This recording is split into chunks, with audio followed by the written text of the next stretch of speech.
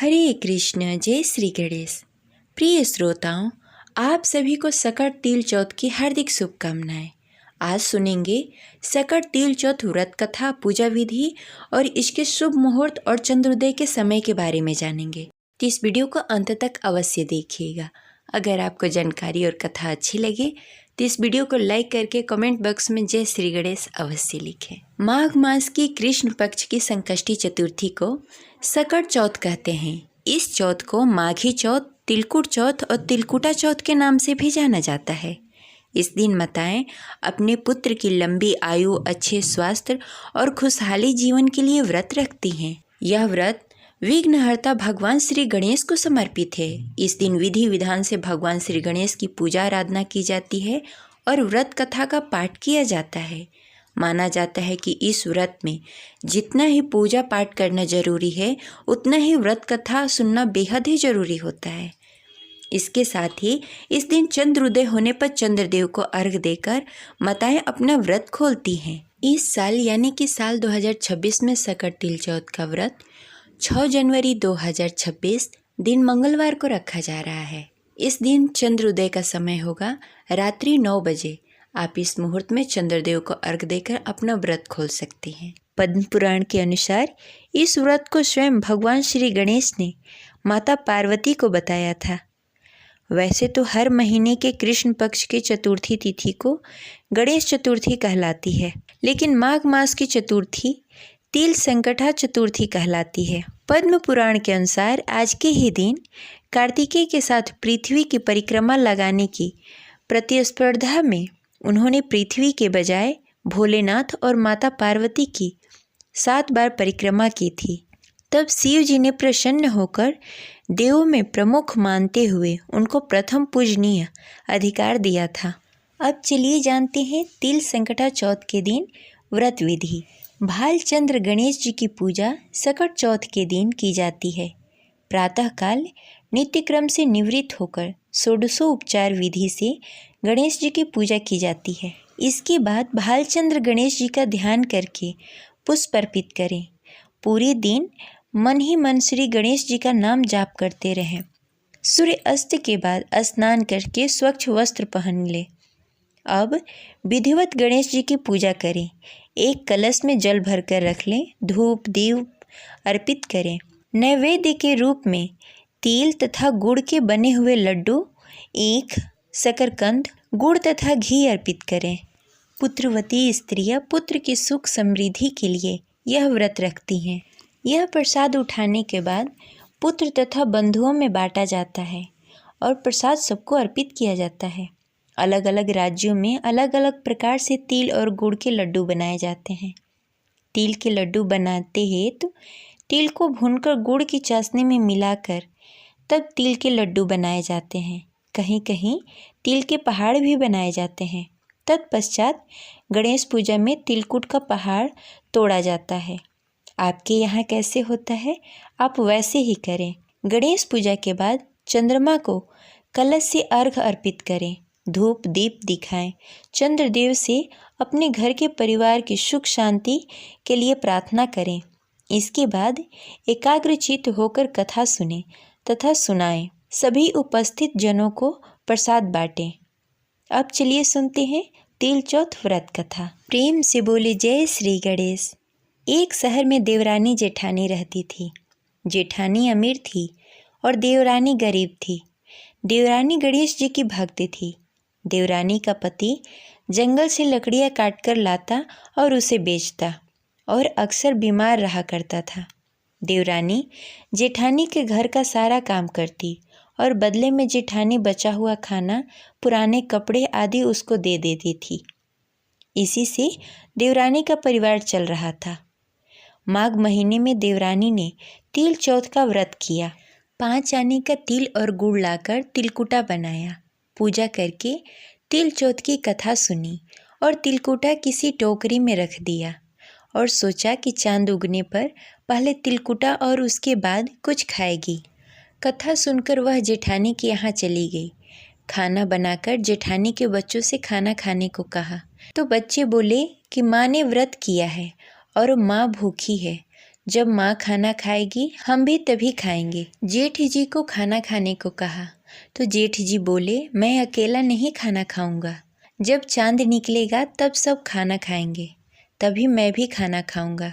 जेठानी ने उसे कहा कि आज तो किसी ने भी खाना नहीं खाया, तुम्हें कैसे दे दूं? तुम सुबह सवेरे ही बचा हुआ खाना लेकर जाना। देवरानी के घर पर पति और बच्चे आस लगाकर बैठे थे कि आज तो त्योहार है, इसलिए कुछ पकवान खाने को मिलेगा। परंतु जब बच्चों को पता चला कि आज तो रोटी भी नहीं मिलेगी तो बच्चे रोने लगे। उसके पति को भी बहुत गुस्सा आया। कहने लगा, सारा दिन काम करके भी 2 रोटी नहीं ला सकती तो काम क्यों करती है? पति ने गुस्से में आकर पत्नी को कपड़े धोने वाले धोवने से मारा। धोना हाथ से छूट गया तो पाटे से मारा। वह बेचारी गणेश जी को याद करती हुई रोते रोते पानी पीकर सो गई।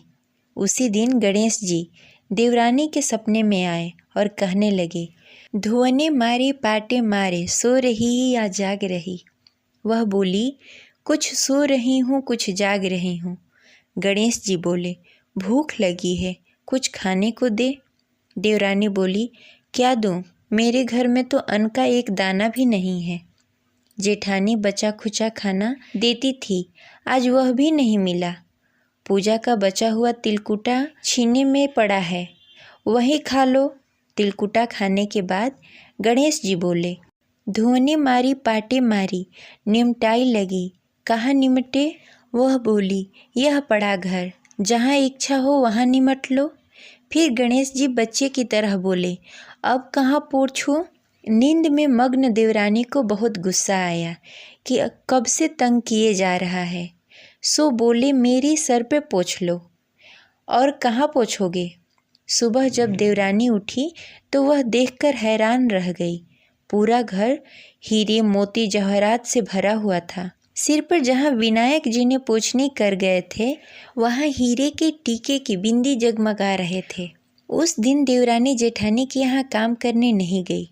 बड़ी देर तक राह देखने के बाद जेठानी ने बच्चों को देवरानी को बुलाने को भेजा। जेठानी ने सोचा, कल खाना नहीं दिया इसीलिए शायद देवरानी बुरा मान गई।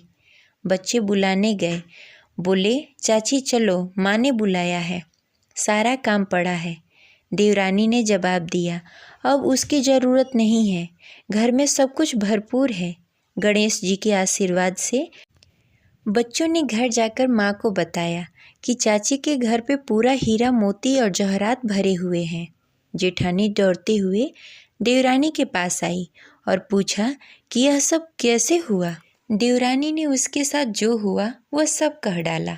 घर लौटकर जेठानी ने अपने पति से कहा कि आप मुझे धोने से पाटे से मारो। उसका पति बोला कि भली मानस, मैंने कभी तुम पर हाथ भी नहीं उठाया, मैं तुम्हें धोने से पाटे से कैसे मार सकता हूँ। वह नहीं मानी और जिद करने लगी। मजबूर पति को उसे मारना पड़ा। उसने ढेर सारा घी डालकर चूरमा बनाया और छीके में रखकर सो गई। रात को विनायक जी सपने में आए और कहने लगे, भूख लगी है, क्या खाऊं?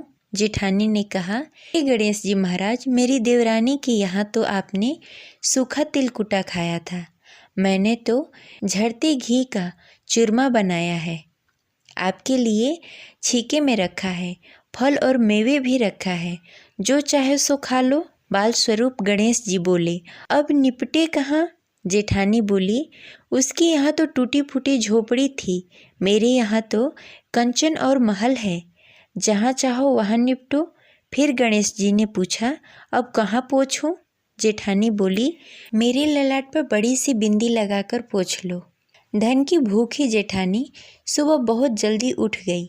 सोचा घर हीरे जवाहरात से भर चुका होगा, पर देखा तो पूरे घर में गंदगी फैली हुई थी, तेज बदबू आ रही थी। उसके सिर पर भी बहुत गंदगी लगी हुई थी। उसने कहा, हे गणेश जी महाराज, यह आपने क्या किया? मुझसे रूठे और देवरानी पर टूटे।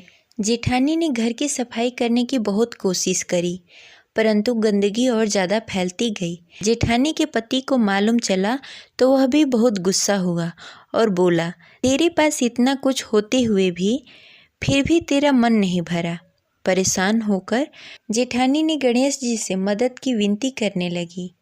गणेश जी ने कहा, देवरानी से जलन के कारण तूने जो किया था यह उसी का फल है। अब तू अपने धन में से आधा उसे दे देगी, तभी यह सब साफ होगा। उसने आधा धन बांट दिया, किंतु मोहरों से भरी हुई हांडी चूल्हे के नीचे गाड़ रखी थी। उसने सोचा किसी को पता नहीं चलेगा और उसने उस धन को नहीं बांटा। उसने कहा कि हे श्री गणेश जी, अब तो अपना यह बिखरा हुआ समेट लो। वे बोले, पहले चूल्हे के नीचे गाड़ी हुई हांडी निकाल, ताक में रखी 2 सुई के भी 2 हिस्से कर। इस प्रकार गजानन ने बाल स्वरूप में आकर सुई जैसी छोटी चीज का भी बंटवारा किया और अपनी माया समेटी। हे गणेश जी महाराज, जैसी आपने देवरानी पर कृपा की वैसी सब पर करना। कहानी कहने वाले, सुनने वाले और हुकारा भरने वाले सब पर कृपा करना, किंतु जेठानी को जैसी सजा दी वैसी किसी को मत देना। बोलो गणेश जी महाराज की जय, चौथ माता की जय।